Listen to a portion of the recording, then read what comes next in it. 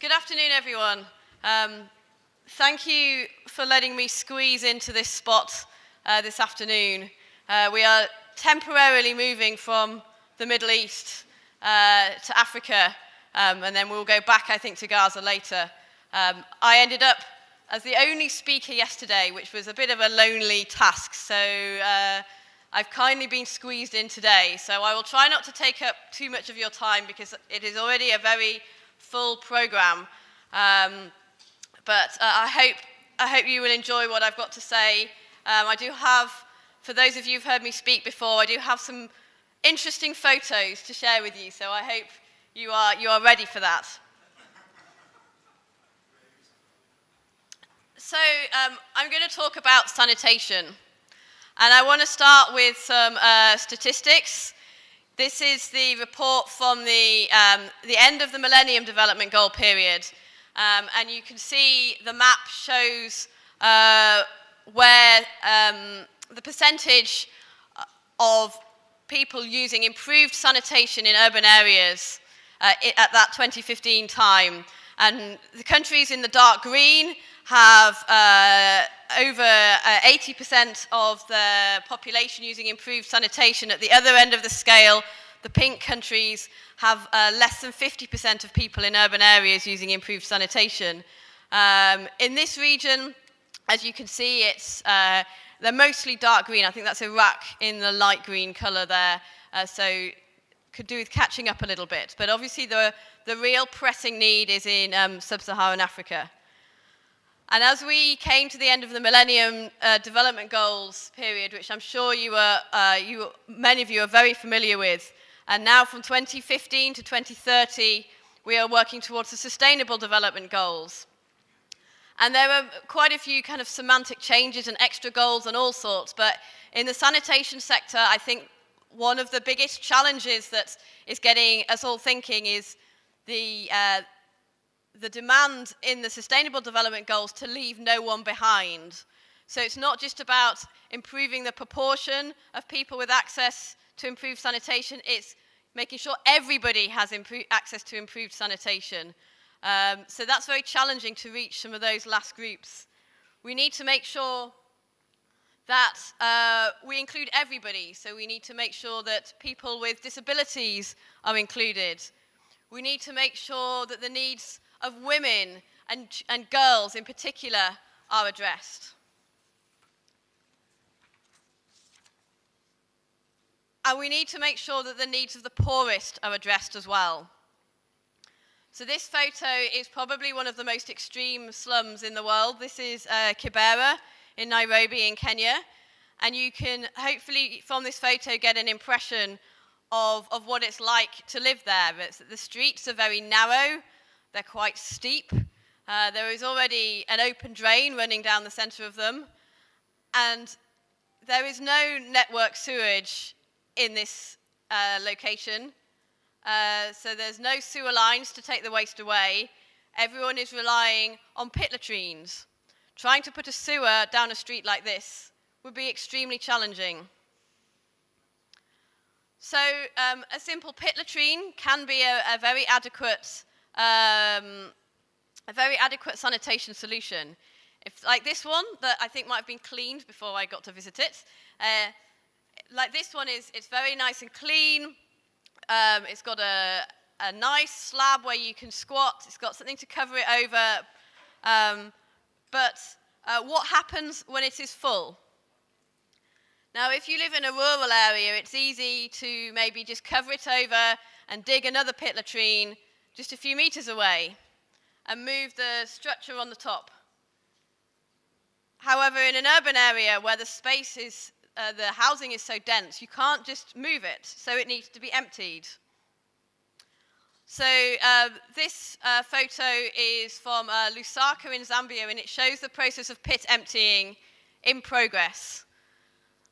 So the pit latrine is the wall on the right-hand side of the picture, and the pit emptiers have dug a hole next to it, dug through into the pit latrine, and the contents have sludged through, and they are now piling it with shovels into these barrels. Here, they are quite lucky. They are wearing Wellington boots, they're wearing overalls and gloves and masks. They are very lucky. Many people operate under the cover of darkness without any protective gear at all. Many people have to get drunk before they can face doing this job because it's so horrible. Here's another photo. What strikes me about this photo every time I see it is you can see someone's washing line on the left-hand side. You can see the pretty dresses hanging up. And that fecal sludge is just sprayed all over someone's backyard. This cannot be the best and most hygienic solution that we can come up with. So the title of this talk was How Can Technology Help Achieve the Sustainable Development Goal for Sanitation? And I'm going to give you some ideas and then go on to talk about a project that I've been quite heavily involved in. So this process of emptying a pit latrine using a shovel is clearly inadequate. So there's lots of efforts going on to try and empty pit latrines using more mechanized techniques. So this was an example, a prototype vacuum pump that we saw in South Africa. It has to be quite small to be able to fit along all those narrow streets, but this one was working quite well when I saw it demonstrated. Another option is to install a container toilet in someone's house. So this is basically a bucket, but with a nice toilet seat on it. And this is allowing people, this is Ghana, this is allowing people in Ghana to have a toilet in their houses, which is very convenient. So this lady, her husband, has mobility problems. He can't walk to the public toilet. So having a toilet in his house is very convenient for him. But with all these solutions, once the waste is removed, what happens to it next? Is it dumped somewhere? Where is it dumped? Is that going to contaminate the environment? So another technological solution is encouraging the sewage treatment works to accept waste that is pumped out of pit latrines and septic tanks. I visited this sewage treatment plants in Chennai in February, and I saw how the sludge trucks were able to discharge the waste into this trough, which then fed into the sewage treatment plant and was treated along with the waterborne sewage in the city. So that is a good solution, and it's great to see how they've been able to integrate the waste into the treatment system there. Another example, this is from Mexico, where people are using anaerobic digestion to process waste. We heard about the anaerobic digestion that's going on here in Jordan. Now this is a whole lot more simple. This is just basically a large bag in which the anaerobic digestion happens and the gas is collected. You can see how kind of bulbous the bag is, full of gas, which can be used by that family for cooking, or meat curing was another popular activity. But even with anaerobic digestion, you still create solids. And what do you do with those solids? Can we get value out of those solids? So I have one of my PhD students is doing a project in Madagascar, where she is growing tomatoes and maize in fertilizer that has been derived from anaerobic digestion. And she is trying to see if it can get comparable results to the chemical fertilizers that the farmers like to use.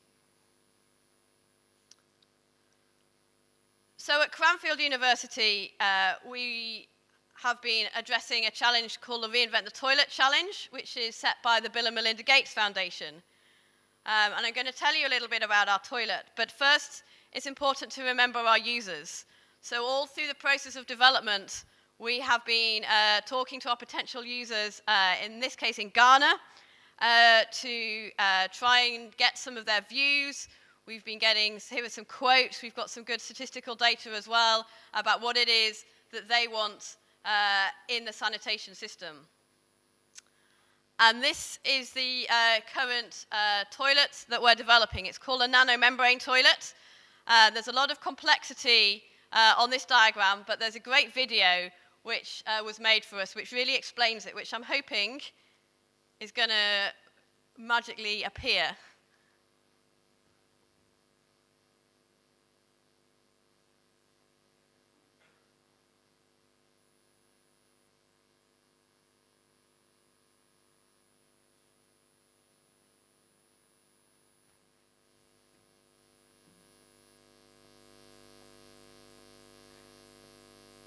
I don't want to use the public toilet or go outside anymore, I told my mama. I want our own toilet in our house. Don't be silly, she said. We don't have running water or a sewer. How are we going to have our own indoor toilet? Then one day, a nice man visited in our truck. It was full to the top of shiny new toilets. Being the toilet man is a job that brings happiness to my customers and one that makes me a living. I have a contract to sell and maintain the toilets. It's an idea that came from some scientists in England. We have designed a household-scale, sit-down toilet that families will aspire to have in their homes. It's easy to use, hygienic, and crucially for the user, the odor is controlled in the toilet. It's true. It really doesn't smell, which is great as we keep it in the house. Why isn't it smelly? Well, it's a toilet bowl with a rotating ceiling flush. Once the user has finished, they close the lid. This action drives the rotating mechanism, so the toilet is flushed without using any water or power, yet still preventing smell. The waste then empties into the holding chamber below. The swipe blade and bowl rotate together, cleaning the surface as they move. It's a true flush and forget mechanism. The waste is now in the holding tank. The liquid floats on top, while the solids sink to the bottom. This sludge is carried away by an Archimedes screw. The screw lifts the solid waste to the top, where it's converted into small dry pellets, which then feed into the combustor. Every week, we remove the ash and throw it away like any other household waste. The liquid rises to the top of the tank, passes over a weir and into a channel, where it is warmed by the heat generated from the solid waste combustor. The liquid then passes into the membrane bundles. Pure, pathogen-free water passes through the membranes where it's driven along by a sweep gas. This water then condenses on the heat exchanger and drains into a tank which doubles as a step at the front of the toilet. This water is very handy. We use it for cleaning and for watering our plants. Under my contract, I service each toilet every 3 months. I take the membranes away for regeneration and put in new sets. And it's affordable, as I charge my customers under 5 US cents per user per day. Which are pennies well spent, as this one toilet has changed their lives and improved the health of my whole family. The difference one toilet can make.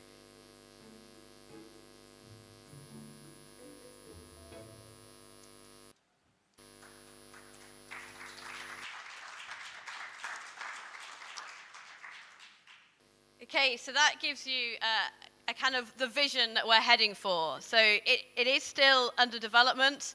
We are making progress. Some of you heard me speak about this in Lisbon, and we have made some significant progress since then. I'm going to highlight some of the science that backs up that design. So one of the things that took, I think, surprised us by how much effort it took to develop is this screw that removes the solids from the bottom of the tank. So there are lots of different things you can change on a screw, different parameters of it. So we tried varying the size of the shaft in the middle. We tried varying the size of the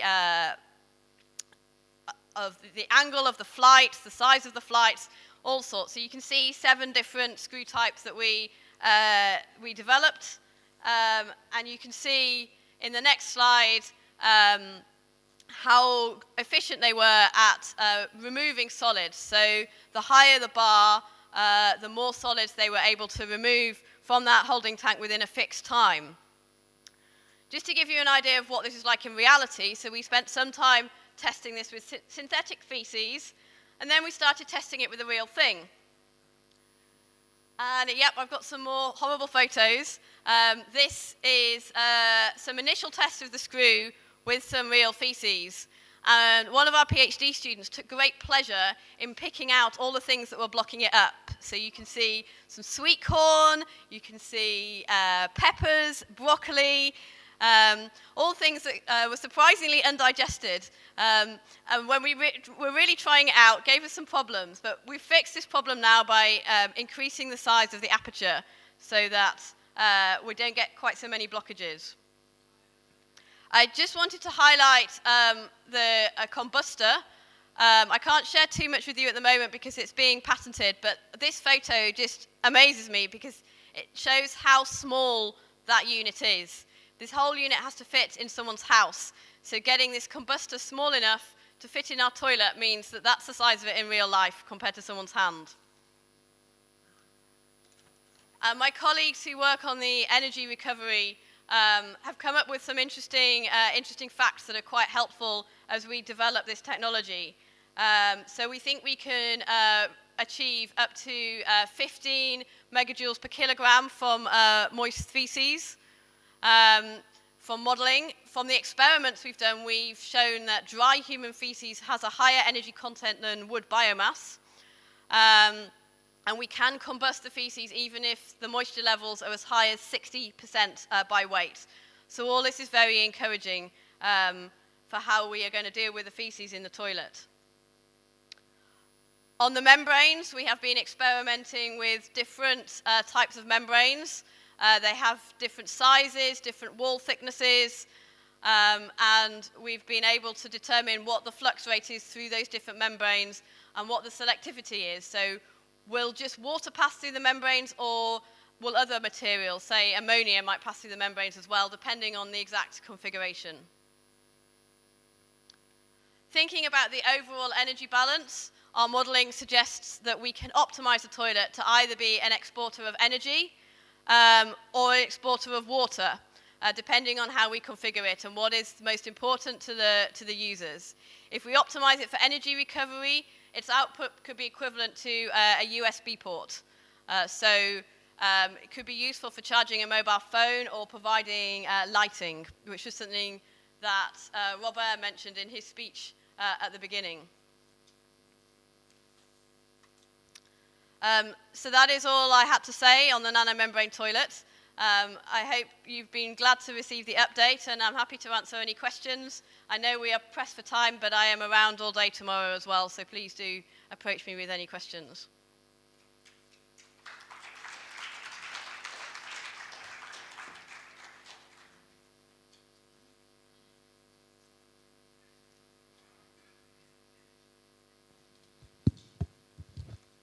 Great to see the progress on this project. When do you see such a toilet be in operation? I mean, a full prototype working at full satisfaction? So we're hoping to get a full prototype with all the different components integrated, ready for field testing within a couple of years. So it's still in the future, but we're getting closer to actually defining a date when we could start full-sized, full-scale field testing. Yes. Which kind of people may afford the cost of the toilet in Africa? So the target set by the Bill and Melinda Gates Foundation is 5 US cents per user per day.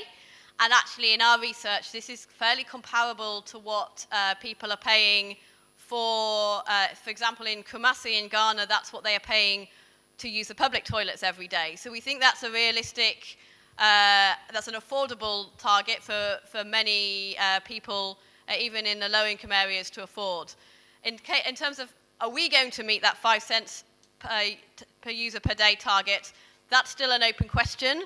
We are doing everything we can to keep the costs minimized. So, for example, all the membranes are going to be membranes that are already being manufactured at scale off the shelf, not things that are bespoke to this technology. So, yeah, it's still a open question. That. Thank you. What's the source of energy used for the toilet, and how much energy does it actually? So all the energy comes from burning the feces. So it should be completely off-grid for energy. So the screw is powered by, when the user finishes, they close the lid, and we use the power in that rotation using very clever cogs to drive the screw, yeah. What about the cost for such unit, for example? Do you have an approximative? So we haven't got a total cost yet, and the business model that we're looking at would be to rent the toilet to the users. So they will rent the toilet with a service plan as well, a little bit like you do maybe with your mobile phone. So we don't have a total cost yet, but we don't expect the users to ever have to shell out a huge lump sum amount because we know that that's going to be very problematic.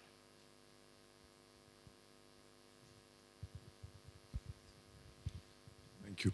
But if you're going to lend the toilets to the end user, it means that somebody has to pay for them and then mobilize the capital, plus the cost of delivery, and possibly the local cost for maintenance. Who is going to carry that? So that's an interesting discussion that we're really exploring. That's actually the work package that I'm leading at the moment, is to look for commercialization partners who are interested in coming on board and see this as a business opportunity. So we know that some of our other grantees have got partnerships with, say, Cola and organizations like that, and we're hopeful that we will also find a partner who can see that the long-term, it's a long-term financial investment that would actually reap benefits.